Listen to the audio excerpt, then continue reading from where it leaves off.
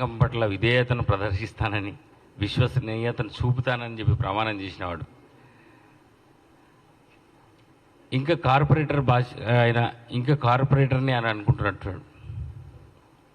ఒక కేంద్ర మంత్రిగా బాధ్యత ఉంటుంది. కార్పొరేటర్ స్థాయి మాట్లాడినప్పుడు అది ఆ టెరిటరీ వరకే ఇన్ఫ్లుయెన్స్ ఉంటుంది. కానీ ఒక కేంద్ర మంత్రిగా ఉన్నప్పుడు, ఈ దేశ పౌరునిగా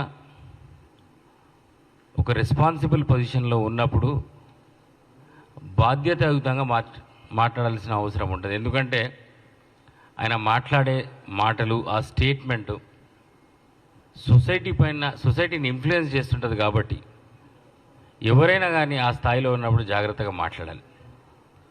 కానీ ఇంకా నేను కార్పొరేటర్నే, ఇంకా నా స్థాయి అదే, నేను అట్లనే మాట్లాడతా, నేను కేంద్ర మంత్రి అయినా రేపు పొద్దున ప్రధానమంత్రి అయినా ఇంకేదైనా నేను అట్లనే మాట్లాడతాను అనుకుంటే ప్రజలు హర్షించారు, సమాజం కూడా హర్షించదు. ఏదైనా కానీ ఒక విషయం పైన మాట్లాడినప్పుడు దానిపైన విషయ పరిజ్ఞానం అనేది ఉండాలి. ఏదో పక్కోడు చెప్పిండు కదా మనం మాట్లాడేద్దామని మాట్లాడుకుంటే ఒక కేంద్ర మంత్రిగా మాట్లాడడం కరెక్ట్ కాదు బండి సంజయ్ గారు. అంతకుముందు కూడా, ఇప్పుడే కాదు, చాలాసార్లు మాట్లాడండి. మంత్రిగా లేనప్పుడు కూడా అదే మాట్లాడండి. బండి పోతే బండిస్తాం, వరదలప్పుడు మాట్లాడి బండి పోతే బండిస్తాం, కారు పోతే కారు ఇస్తాం, ఇల్లు పోతే ఇల్లు ఇస్తాం. ఆ తర్వాత అడిగిన అందరు వచ్చి ఏమా అన్నా అని అడిగితే, కాదు బండి పోతే ఇన్సూరెన్స్ ఉంది కదా మీకు అని అన్నాడు.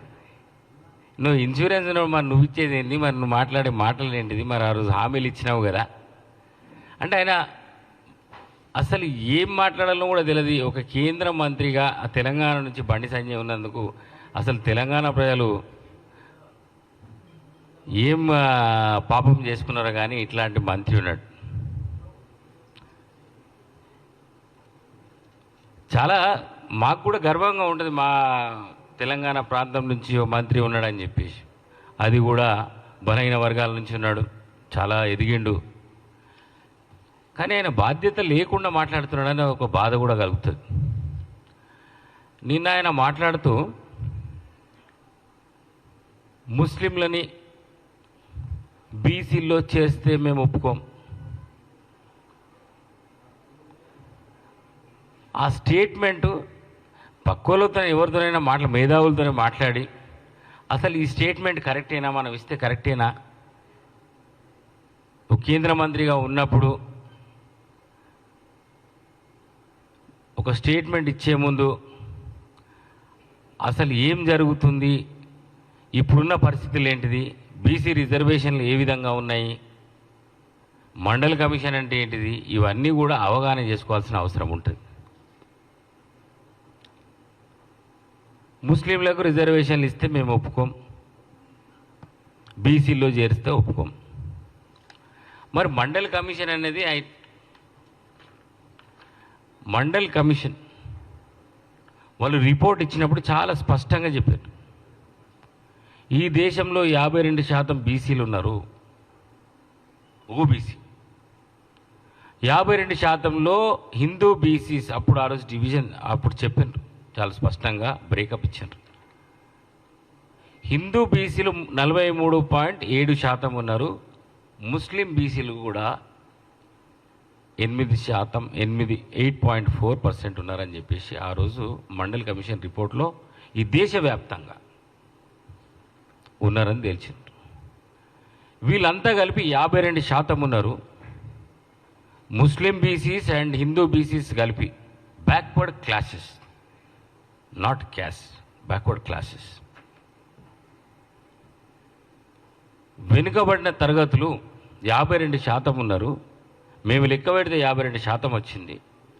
వాళ్లకు 27% రిజర్వేషన్లు ఇవ్వాలని చెప్పేసి ఆ రోజు మండల్ కమిషన్ సిఫారసు చేసింది. ఆ తర్వాత ప్రభుత్వాలు అమలు కూడా చేసిండ్రు. జాబ్స్ ఇందులో ఎడ్యుకేషన్ అండ్ ఎంప్లాయ్మెంట్లో, విద్యలో, ఉద్యోగాల్లో రెండిట్లో 27% రిజర్వేషన్లు ఇచ్చిండ్రు. ఆ 27% రిజర్వేషన్లలో ఓబీసీ లిస్ట్, అందులో ముస్లింలు కూడా ఉన్నారు బండి సంజయ్, అది తెలుసుకుంటే మంచిది. Examples of Muslim communities in central OBC list ఒకటి ఉంది. తెలంగాణ నుంచి కూడా Muslim communities on the central list of OBCs who are enjoying the reservations. Muslim Darji, entry number 91 on the central list of OBCs, entry number 91. Muslim Raj Mistri, entry number 92. Muslim Bhatiyara, entry number 93. Mehetar, entry number 86-1. Qureshi, they are called butchers, kotetol, mamsam kotetol. 86. Dudekula, Ladaf, Pinjari, Nurbash, Fakir, ఇంకో ఫకీర్, వీళ్ళందరూ కూడా central OBC లిస్టులో ఉన్నారు. 27% రిజర్వేషన్లలో వీళ్ళు కూడా ఉన్నారు. ముస్లింలకు రిజర్వేషన్లు వద్దంటున్నావు కదా, మరి ఓబీసీ లిస్టులో వీళ్ళు ఉన్నారు కదా, అవగాహన లేకుండా ఎందుకు మాట్లాడతావు? ఇక్కడ కూడా ఈ రాష్ట్రంలో కూడా 27% రిజర్వేషన్లు ఉంటే దాంట్లో కూడా వీళ్ళంతా ఉన్నారు. దూదేకులు ఇప్పుడు కాదు, బీసీ బీల్నే ఉన్నారు, ఇప్పుడు కొత్త లిస్ట్ కాదు వాళ్ళది. కేటగరైజేషన్ చేసినాం. ఓబీసీ సెంట్రల్లో 27% రిజర్వేషన్ ఉండదు, అక్కడ కేటగరైజేషన్ లేదు. రాష్ట్రాలు కేటగరైజేషన్ చేసుకోవచ్చు, అది కాన్స్టిట్యూషనల్లో ఉంది, రాజ్యాంగంలో చాలా స్పష్టంగా ఉంది. BCA, BCB, BCC, BCD, BCE ఇక్కడ చేసుకున్నాము. బీసీసీలో క్రిస్టియన్స్ కూడా ఉన్నారు.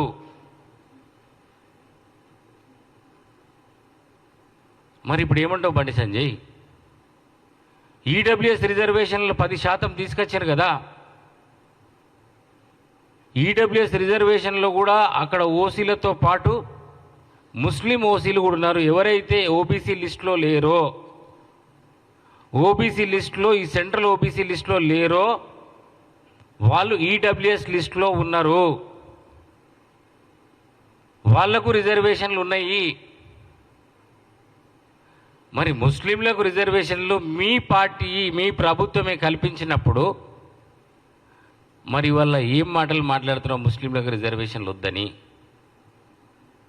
ఎప్పుడో అయినా కానీ విషయ పరిజ్ఞానం కొద్దిగా పెంచుకో బండి సంజయ్. మీ పార్టీతోనే మాట్లాడుకో, మీ పార్టీలో ఉన్న మేధావులతో చర్చించు. మరి వాళ్ళు అనిల్ మాట్లాడిండు కదా, అది నిజమేనా అని చెప్పేసి నువ్వు అడిగి నువ్వు రా.